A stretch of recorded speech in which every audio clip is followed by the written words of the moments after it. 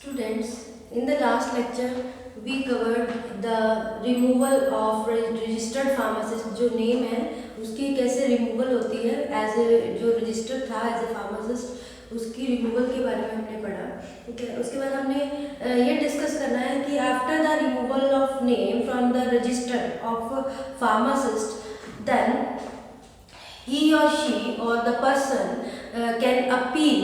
within 30 days of removal। जब उसका जो नेम है उसकी रिमूवल हो गई फ्रॉम द फर्स्ट रजिस्टर से, तो वो क्या करेगा विद इन द 30 डेज वो अपील कर सकता है with all the application, with जो भी एप्लीकेशन रिक्वायर्ड है एंड प्रूफ के साथ, so that the person can rescue to remove the name from the register। तो वो अपने आप को बचा सकता है रजिस्टर में से अपना नाम रिमूवल होने से। ठीक है, but if the person found guilty, अगर वो गिल्टी माना जाता है, the name and registration number from the register would be removed. तो वो उसका नाम और जो रजिस्ट्रेशन नंबर है वो रिमूव कर दिया जाएगा। उसके बाद अगर मान लो after the removal of the name from the register, from the register of pharmacist, ठीक है, then the person should submit the registration certificate to the head of registration community, that is tribunal community, जो कि registrar है उसको अपना registration certificate देना पड़ेगा। अगर मान लो वो उसने जो अपील की है उस अपील के बाद वो गिल्टी माना जाता है, उसकी कोई भी रीज़न, जो हमने अलग अलग रीज़न पढ़े थे, ड्यू टू दैट रीज़न उसका नाम जो रिमूव हो रहा है तो गिल्टी माना जाता है, तो उसका नाम क्या होगा, रिमूव हो जाएगा और उसको अपना रजिस्ट्रेशन सर्टिफिकेट भी हैंड ओवर करना पड़ेगा टू द जो हेड है ऑफ ट्राइब्यूनल कमेटी का हेड है, उसको रजिस्ट्रार को हैंड ओवर करना पड़ेगा। ठीक है, उसके बाद अगर मान लो जो रीस्टोरेशन आपको बताया था कि अगर मान लो कुछ ऐसे रीज़न होते हैं, कई बार गलती से नाम रिमूव हो जाता है, तो वो रीस्टोरेशन प्रोसेस के बारे में बताया था। दोबारा से नाम अगर रजिस्टर पे एंटर करवाना है, that process is known as restoration process. और उस रीस्टोरेशन प्रोसेस के लिए क्या करेगा, after the removal of name और from the register due to any reason, किसी भी रीज़न के कारण अगर रिमूव हो जाता है नाम, तो क्या होगा, और उसको किसी भी पर्सन को वो नाम अपना दोबारा से रीस्टोर करना है in the register as a pharmacist की तरह। ठीक है, तो कुछ पर्टिकुलर गाइडलाइंस होती हैं pharmacy council of India PCI की, वो गाइडलाइंस को फॉलो करते हुए जो भी एप्लीकेशन फॉर्म है उसको फिल करना पड़ेगा विद द प्रूफ्स, जो भी प्रूफ्स है, एविडेंस है कि हाँ मेरे ऊपर ये क्लेम किया गया था इस तरह से और दैट ऑल आर फॉल्स, ये सही नहीं है, ये गलत है। तो ये सब प्रूफ्स और एविडेंस उसके साथ अटैच करके, ठीक है, जो प्रिस्क्राइब्ड अमाउंट है एप्लीकेशन फ़ी के साथ, एप्लीकेशन और एप्लीकेशन फ़ी की प्रिस्क्राइब्ड अमाउंट के साथ वो क्या करना पड़ेगा, सबमिट करना पड़ेगा। फिर उन डॉक्यूमेंट्स की जो भी प्रूफ भेजे गए हैं या डॉक्यूमेंट्स भेजे गए हैं उनको वेरीफाई किया जाएगा, एग्जामिन किया जाएगा प्रॉपरली कि वेदर दे आर ट्रू और नॉट, दे आर एक्यूरेट और नॉट। ठीक है, उनको वेरीफाई करने के बाद अगर वो सही है कि हाँ ये बिल्कुल ठीक है, प्रूफ अकॉर्डिंग टू द जो भी पर्सन उसने भेजे हैं तो बिल्कुल ठीक है, आफ्टर वेरिफिकेशन अगर वो बिल्कुल सही होंगे, वेरीफाई हो जाएंगे, तो उसका नेम दोबारा से रीस्टोर कर दिया जाएगा, एंटर कर दिया जाएगा रजिस्टर में। तो ये हो गई प्रोसेस, रीस्टोरेशन प्रोसेस। और हमने ये पढ़ा कि रिमूवल के बाद रीस्टोर करने के लिए 30 डेज होते हैं, 30 डेज में वो अपील कर सकता है और रेस्क्यू कर सकता है अपना नाम ना रिमूव होए। अगर रिमूव हो जाता है, वो गिल्टी फाउंड किया जाता है, तो उसका नाम रिमूव हो जाता है। अगर फिर भी उसको रीस्टोर करवाना है तो उसको रीस्टोरेशन के लिए पीसीआई की गाइडलाइन को फॉलो करते हुए with the proof application form, properly application form fill होगा प्रूफ के साथ, यानी एविडेंस के साथ, जो भी डॉक्यूमेंट्स उसने भेजे हैं विद द प्रिस्क्राइब्ड फीस, जो भी फीस है वो अमाउंट उसकी एग्जाम के बाद उसका नाम रीस्टोर कर दिया जाएगा फर्स्ट रजिस्टर में। उसके बाद जो रीजंस हैं जो कि कारण जो रिमूवल होता है या फिर फाइन होता है। अब कुछ ऐसे ऑफेंसेस हैं, ठीक है, जिसको फार्मेसी एक्ट के अंडर लिया गया है, ठीक है। जो ऑफेंसेस क्या होता है, offences mean break down of law, जो भी लॉ है या रूल है उसको ब्रेक डाउन करना, तोड़ना, ठीक है। उसके कारण फिर कुछ पेनल्टीज लगती है, कुछ पुनिशमेंट लगती है। जैसे हम नॉर्मली सोसाइटी में भी रहते हैं कि अगर मान लो फॉर एग्जाम्पल हम ट्रैफिक रूल फॉलो नहीं करते, अगर वो ब्रेक करते हैं तो हमें कई बार हमारा उसको ब्रेक करने के कारण हमें फाइन भरना पड़ता है, जिसको चालान कहते हो आप, ठीक है। इसी तरह से फार्मेसी लाइन में भी फार्मेसी एक्ट के अकॉर्डिंग कुछ ऑफेंसेस हैं जो कि अपने जो भी कोई बिजनेस कर रहा है या जॉब कर रहा है, फार्मेसी एक्ट की गाइडलाइन को फॉलो करते हुए ना फॉलो करते हुए उसको ब्रेक कर रहा है, उसको तोड़ रहा है, it means that is considered as offences, उसको ऑफेंस माना जाएगा और उस ऑफेंस के लिए पेनल्टी भी पे करनी पड़ेगी। हो सकता है चाहे वो फाइन हो सकता है, फाइन की फॉर्म में हो या फिर उसको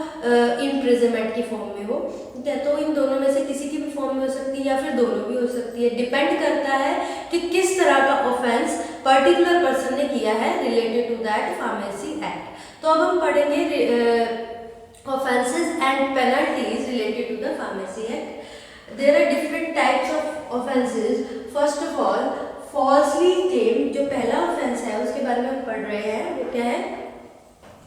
Falsely claim to the registered pharmacist. अगर कोई भी पर्सन क्लेम करता है कि मैं रजिस्टर्ड फार्मासिस्ट हूँ, पर उसके पास ऐसा कोई प्रूफ नहीं है कि वो रजिस्टर्ड है या नहीं है, अपने आप को किसी भी, जैसे कोई भी केमिस्ट की शॉप है, ठीक है, या फिर कोई भी ऐसा प्रेमिसेस है जो कि फार्मेसी फील्ड से रिलेटेड है, तो उसके लिए उसको रजिस्टर्ड होना ज़रूरी है, ठीक है। फार्मासिस्ट है तो उसका रजिस्ट्रेशन पर्टिकुलर स्टेट में जहाँ पे उसने एजुकेशन की है या फिर जहाँ पे वो अपना बिजनेस या जॉब कैरी ऑन कर रहा है, ठीक है। तो अगर वो अपने आप को ऐसे क्लेम कर रहा है लेकिन वो है नहीं, तो उस ऑफेंस के लिए उसको भी ऑफेंस में कंसीडर किया जाता है और उस ऑफेंस के लिए उसको कितनी पेनल्टी पे करनी पड़ेगी, उस ऑफेंस के लिए उसको फाइन हो सकता है 500 रुपीज़ का और मे बी 6 मंथ्स। अगर वो फर्स्ट टाइम हुआ है, उसने फर्स्ट टाइम ही इस तरह का ऑफेंस किया है, तो उसको फाइन होगा 500 रुपीज़ तक का। लेकिन अगर वो सेकेंड टाइम इस ऑफेंस को करते हुए पकड़ा गया तब उसको 6 मंथ की इम्प्रिजनमेंट हो सकती है, ठीक है, प्लस 1000 रुपीज़ का फाइन हो सकता है, ठीक है। ये दोनों हो सकते हैं, डिपेंड करता है उसका जो उसने ऑफेंस किया है, पहली बार किया है या वो सेकेंड टाइम हो रहा है, उसके ऊपर डिपेंड करता है। क्योंकि देखो अब ऑफेंस है कि उसने अपने आप को इस तरह से क्लेम कर दिया, ठीक है, फाल्सली क्लेम कर दी, वो रजिस्टर्ड है नहीं, तो उसको ऑफेंस में कंसीडर किया गया है और ये उसमें पेनल्टीज लगी है, ठीक है। उसके बाद हम अगर मूव करें नेक्स्ट ऑफेंस की तरफ, उसमें क्या हो सकता है, इफ अ पर्सन में failure to surrender the certificate of registration, अगर कोई भी पर्सन वो रजिस्टर्ड फार्मासिस्ट है, चाहे वो कहीं भी जॉब कर रहा हो, चाहे वो किसी भी, चाहे वो जॉब कर रहा है, चाहे उसका वो बिजनेस है, बट लेकिन जब कोई भी जैसे इंस्पेक्शन के लिए आया है, मान लो ड्रग इंस्पेक्टर आया है, उसने उससे उसका रजिस्ट्रेशन सर्टिफिकेट मांगा, तो उसने उस time particular at that time he or she not able to surrender the registration certificate or not able to hand over the, वो उनको अपना रजिस्ट्रेशन सर्टिफिकेट जो कि एक तरह का प्रूफ होता है कि आप रजिस्टर्ड है, वो नहीं सरेंडर कर पाया। उसने रजिस्ट्रेशन नंबर बता दिया कि वर्बली मुझे याद है, लेकिन रजिस्ट्रेशन सर्टिफिकेट नहीं दे पाया, वो नहीं दिखा पाया, तो वो भी एक ऑफेंस में ही कंसीडर किया जाता है, क्योंकि वो जिस प्रीमिसेस में काम कर रहा है वहाँ पे रजिस्ट्रेशन सर्टिफिकेट होना चाहिए। क्योंकि कभी भी कोई अगर इंस्पेक्टर आ जाता है, ड्रग इंस्पेक्टर आ जाता है, कोई भी मेंबर जो इंस्पेक्शन के लिए भेजा गया है पीसीआई के थ्रू, वो आता है और उसको अगर वो रजिस्ट्रेशन सर्टिफिकेट नहीं मिलता पर्टिकुलर उस पर्सन का, जो पर्सन खुद को रजिस्टर्ड फार्मासिस्ट बता रहा है, एक तरह से एविडेंस नहीं मिल पाता, प्रूफ नहीं मिल पाता, तो उसको भी एक तरह से ऑफेंस में कंसीडर किया जाता है, क्योंकि वो भी एक तरह का, क्योंकि एक पर्टिकुलर गाइडलाइन है, उसी दायरे में रहकर सबको वो जो फार्मेसी फील्ड है उसमें काम करना है। तो इस ऑफेंस के लिए क्या पेनल्टी लगेगी? इस ऑफेंस के लिए फाइन लग सकता है अप टू 50 रुपीज, ठीक है, क्योंकि अब वो रजिस्ट्रेशन उसका है और उसका मान लो रजिस्ट्रेशन नंबर भी उसको पता है, सब कुछ पता है, लेकिन एट दैट टाइम उसके पास रजिस्ट्रेशन सर्टिफिकेट अवेलेबल नहीं है कि वो उस इंस्पेक्टर को अपना रजिस्ट्रेशन सर्टिफिकेट दिखा सके, तो उसको एक माइनर ऑफेंस में माना जाता है एक तरह से, जिसमें फाइन पेनल्टी के तौर पे उसको 50 रुपीज का फाइन पे करना पड़ सकता है, सबमिट करना पड़ सकता है। उसके बाद now we move on to the next offence that is if any person usually you can see any person dispensing is done by unregistered pharmacist, जो कि रजिस्टर्ड नहीं है, अनरजिस्टर्ड। फॉर एग्जाम्पल जैसे कोई भी शॉप है, ठीक है, वहाँ पे एक शॉप पे किसी भी पर्सन ने, ठीक है, जो कि एक फार्मासिस्ट है, उसने अपने पास कुछ लो वेजेस पे, ठीक है, लो वेजेस पे कुछ पर्सन रख लिए अपने पास, ठीक है, उसके पास एक्सपीरियंस, उसने देखकर अपना एक्सपीरियंस गेन कर लिया कि हाँ इस तरह से डिस्पेंसिंग करनी है इसकी, ठीक है, 1 बाय 1 करके पेशेंट आ रहे हैं और डिस्पेंसिंग वही पर्सन कर रहा है, उसके पास काम ज़्यादा है, डिस्पेंसिंग वही पर्सन कर रहा है जो कि रजिस्टर्ड नहीं है। तो उसके कारण क्या होगा, क्योंकि रजिस्टर्ड होना बहुत ज़रूरी है, क्योंकि जो अनरजिस्टर्ड फार्मासिस्ट है वो सिर्फ नॉलेज और स्किल नहीं है उसके पास फार्मेसी फील्ड के रिगार्डिंग, वो सिर्फ एक तरह से गैस बेस्ड पे काम चल रहा है, गैस कर करके कि इतना उसने बेक किया, इस तरह से उसने डिस्पेंस कर दिया। तो इसलिए जो डिस्पेंसिंग हो रही है अनरजिस्टर्ड फार्मासिस्ट से उस पर्सन से, जो तो ये भी एक ऑफेंस में कंसीडर किया जाता है, क्योंकि एक रजिस्टर्ड फार्मासिस्ट ही उसी को एक अथॉरिटी दी जाती है कि वो कंपाउंडिंग कर सकता है, डिस्पेंसिंग कर सकता है, प्रिस्क्रिप्शन रीड कर सकता है, लेकिन जो दूसरा पर्सन है वो ये सब कुछ नहीं कर सकता, क्योंकि उसके पास पर्टिकुलर कोई डिग्री या डिप्लोमा नहीं है, उसके पास फार्मेसी फील्ड से रिलेटेड कोई नॉलेज नहीं है, फार्मेसी फील्ड की कोई भी स्किल नहीं है उसके पास, ठीक है। On the basis of gas के बेस पे या फिर एक थोड़े से एक्सपीरियंस के बेस पे वो डिस्पेंसिंग कर रहा है। एज आपको पता है कि ये जो हमारा फार्मेसी प्रोफेशन है ये हेल्थ से रिलेटेड है, एक पेशेंट की हेल्थ से रिलेटेड है, तो ये उसकी गाइडलाइन के अंडर नहीं आता, ये उसको एक तरह से ऑफेंस कंसीडर किया जाएगा अगर कोई भी पर्सन है जो कि रजिस्टर्ड फार्मासिस्ट नहीं है, ठीक है, तो उसको ऑफेंस में लिया जाएगा। और उस ऑफेंस में अगर मान लो डिस्पेंसिंग हो रही है, उसका अगर एक तरह से लॉ का ब्रेकडाउन किया गया है तो उसको पुनिश किया जाएगा, उसको पेनल्टी पे करनी पड़ेगी, या तो उसको 6 मंथ्स की इम्प्रिजनमेंट हो सकती है, ठीक है, या फिर उसको 100 रुपीज का फाइन हो सकता है, ठीक है, और या फिर उसको दोनों भी, उसको फाइन भी पे करना पड़ सकता है और 6 मंथ की इम्प्रिजनमेंट भी हो सकती है। ये डिपेंड करता है कि जो ड्रग इंस्पेक्टर है वो देख रहा है कि डिस्पेंसिंग किस तरह से, अगर मान लो कई बार ऐसा भी होता है कि बहुत बिजी चल रहा है फार्मेसी पे बहुत ज़्यादा, तो उस केमिस्ट शॉप पे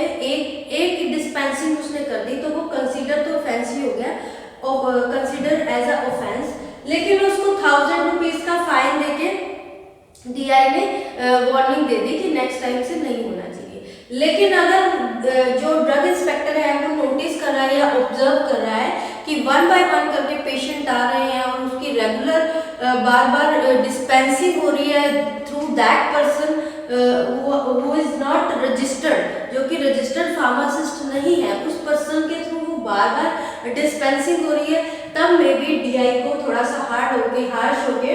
दोनों पेनल्टीज दे सकता है कि उसको 1000 रुपीज का फाइन भी पे करना पड़े और 6 मंथ्स की इम्प्रिजनमेंट भी हो। तो ये भी एक तरह का ऑफेंस है, तो इसके लिए आपको थोड़ा ध्यान रखना पड़ेगा। कि उसके बाद जो नेक्स्ट हमारा ऑफेंस किस में आता है, जैसे obstructing on drug inspector, obstructing यानी रोकना। मान लो किसी भी प्रेमिसेस पे, किसी भी फार्मेसी के प्रेमिसेस पे कोई डीआई आया हुआ है, ड्रग इंस्पेक्टर आया हुआ है। सपोज करो केमिस्ट शॉप पे ही एक ड्रग इंस्पेक्टर आया हुआ है, तो ड्रग इंस्पेक्टर अपना काम कर रहा है, वो इंस्पेक्शन कर रहा है, और उस इंस्पेक्शन के दौरान जो उस प्रेमिसेस का ऑनर है या फिर फार्मासिस्ट है, वो उसका माइंड डाइवर्ट करने की कोशिश कर रहा है कि देखो सर, हमारे पास देखो इतना फ्रिज की रेफ्रिजरेटर भी है, ठीक है, हमारे पास इस तरह की इंक्यूबेटर भी पड़ा है, हमारे पास ये फैसिलिटी भी है, हमारा जो एरिया है ये बहुत अच्छा है, हमने ये वेटिंग रूम भी बना रखा है। इस तरह से उसका माइंड डाइवर्ट कर रहा है, वो अपना काम कर रहा है, इंस्पेक्शन का काम कर रहा है, उसको वो काम ना करते हुए उसका माइंड उसको काम में डाइवर्ट करना या फिर रोकना। अगर वो किसी एरिया में जा रहा है कि मैं इधर चेक करना चाहता हूँ ये, तो उसको वहाँ ना जाने देना, उसको रोकना, उसके काम को और उसके माइंड को डाइवर्ट करना भी एक तरह का ऑफेंस माना जाता है। क्योंकि अब रोकता तो वही है जो लगता है कि अगर मान लो ये डीआई ने देख लिया तो मे बी ये डीआई हमारे ऊपर कोई फाइन चार्ज कर देगा या फिर इसके रिगार्डिंग हमें कुछ बोलेगा, तो तभी कोई पर्सन है उसको रोकता है। तो ड्रग इंस्पेक्टर की जो ड्यूटी है उसका काम है इंस्पेक्शन करना, और ये ड्रग इंस्पेक्टर पीसीआई के थ्रू जो भी मेंबर हैं उन्होंने उसको भेजा है। तो अगर उसके वर्किंग में आप हिंड्रेंस करोगे, ऑब्स्ट्रक्ट करोगे, उसको रोकोगे, तो it means that is considered as a offence, उसको भी ऑफेंस माना जाता है, क्योंकि वो एक तरह से ब्रेक डाउन कर रहे हो आप एक रूल की। तो इसके लिए भी, इस ऑफेंस के लिए भी जो पेनल्टी है वो नियर अबाउट सेम है जैसी कि डिस्पेंसिंग बाय अनरजिस्टर्ड फार्मासिस्ट थी। इसमें या तो डीआई उसको 1000 रुपीज का फाइन की पेनल्टी कर सकता है, या फिर 6 मंथ की इम्प्रिजनमेंट दे सकता है, या फिर वो दोनों भी दे सकता है कि इसको 1000 रुपीज का फाइन भी हो और 6 मंथ की इम्प्रिजनमेंट भी हो। ठीक है, ये है कुछ ऑफेंसेस जो कि रिलेटेड है टू द फार्मेसी एक्ट से, फार्मेसी फील्ड से रिलेटेड है, वो ऑफेंसेस आ जाते हैं। और उन ऑफेंसेस मींस ब्रेक डाउन करना उस लॉ को, ठीक है, और जो कुछ पेनल्टीज हैं यानी कुछ फाइन हो जाते हैं या फिर कुछ इम्प्रिजनमेंट है, वो उसके रिगार्डिंग हमने पढ़ा है। तो आपका वैसे ये चैप्टर हो गया कंप्लीट। इस चैप्टर में हमने जो फार्मेसी एक्ट में हमने स्टार्टिंग से एक क्विक रिव्यू ले लेते हैं कि इसमें हमने क्या क्या स्टडी किया। सबसे पहले हमने फार्मेसी एक्ट के रिगार्डिंग पढ़ा, उसकी इंट्रोडक्शन पढ़ी, उसकी थोड़ी सी हिस्ट्री पढ़ी थी, ठीक है। उसके बाद आफ्टर दैट हमने पढ़ा उसमें कौन कौन से फार्मेसी एक्ट में कौन से मेंबर्स इंक्लूड होते हैं, जिसमें हमने उसकी क्लासिफिकेशन पढ़ी थी, जॉइंट फार्मेसी काउंसिल और स्टेट फार्मेसी काउंसिल के रिगार्डिंग। उसमें जितने भी मेंबर्स हैं उसके बारे में डिटेल में पढ़ा था कि किस तरह से उनकी इलेक्टेड मेंबर्स होते हैं, कौन से नॉमिनेटेड मेंबर्स होते हैं, ठीक है, उसके बारे में हमने डिटेल में स्टडी की थी। आफ्टर दैट उसके बाद हमने रजिस्ट्रेशन के बारे में पढ़ा था कि अगर किसी को रजिस्ट्रेशन करवाना है एज अ फार्मासिस्ट तो फर्स्ट रजिस्टर में कैसे एंट्री की जाती है, ठीक है, सब्सिक्वेंट रजिस्टर में कैसे एंट्री की जाती है और कौन इसकी एंट्री करता है, ठीक है, इसके रिगार्डिंग हमने डिटेल में पढ़ा। तो उसके बाद हमने इसी में रिमूवल ऑफ नेम, अगर मान लो एज ए फार्मासिस्ट आपका नाम है, ठीक है, उसको हमने एंट्री के बाद अगर बहुत सारे रीजंस थे, वो रीजन पढ़े भी, उन रीजंस के कारण आपका नाम रजिस्टर में अगर एंटर हुआ है तो उससे कट भी हो सकता है, रिमूव भी किया जा सकता है, उसके रीजन पढ़े। अब रिमूव के बाद हमने फिर पढ़ा कि अगर मान लो आपका नाम रिमूवल हो गया रजिस्टर से और यू आर इनोसेंट, आपका नाम रिमूव नहीं होना चाहिए था, जो रीजन था वो सही नहीं था, तो आप उसको रीस्टोर भी करवा सकते हैं। तो हमने रिस्टोरेशन की प्रोसेस पढ़ी थी, कैसे हम उसको रीस्टोर करवा सकते हैं, ठीक है। पहले हमने प्रोसीजर पढ़ा था कि रजिस्टर कैसे करवा सकते हैं। रजिस्ट्रेशन होने के बाद अगर नाम रिमूव हो गया तो आपका जो रजिस्ट्रेशन सर्टिफिकेट है आपने जो हेड है ट्रिब्यूनल कमेटी का उसको हैंड ओवर कर दोगे। लेकिन अगर आपको लगता है कि यार नहीं, आपका रजिस्ट्रेशन गलत वे से कैंसिल किया गया है, गलत वे से रिमूव किया गया है, तो आप अपने प्रूफ के साथ, सर्टिफिकेट्स के साथ, एप्लीकेशन फीस के साथ साथ और सारे डॉक्यूमेंट्स अवेलेबल करवा के विदिन 30 डेज के अंदर अपील कर सकते हो कि मेरा नाम दोबारा से एंटर किया जाए। ठीक है, तो ये भी कर सकते हैं, वो हमने पढ़ा। उसके बाद इसी फार्मेसी एक्ट में ही कुछ ऑफेंसेस के बारे में पढ़ा, हमने स्टडी की कि कौन कौन से ऐसी जो एक्टिविटी होती है that activity considered as offence, जो कि फार्मेसी एक्ट के अकॉर्डिंग एक ऑफेंस की तरह कंसीडर की जाती है और उस ऑफेंस के कारण आपको पेनल्टीज भी पे करनी पड़ सकती हैं। ठीक है, तो वो ऑफेंस के बारे में हमने डिटेल में स्टडी की। आपका ये चैप्टर हो गया कंप्लीट फार्मेसी एक्ट। ये बहुत इंपॉर्टेंट चैप्टर है, इसमें क्वेश्चन कवर होता है। एक तो मेंबर्स के ऊपर बहुत इंपॉर्टेंट है, आपको पता होना चाहिए कौन कौन से मेंबर्स होते हैं। रजिस्ट्रेशन की प्रोसेस भी पता होना चाहिए कि कैसे रजिस्ट्रेशन करवाया जाता है, और ऑफेंसेस और पेनल्टीज पे भी कई बार क्वेश्चन आ जाता है। तो this chapter is very important on the point of competitive, अगर हम लेते हैं कॉम्पिटिटिव पॉइंट ऑफ व्यू के अकॉर्डिंग भी इम्पॉर्टेंट है and exam point of view के अकॉर्डिंग भी बहुत ही इंपॉर्टेंट है। तो इसको अच्छे से लर्न कर लेना। This is all about the Pharmacy Act. Thank you, students.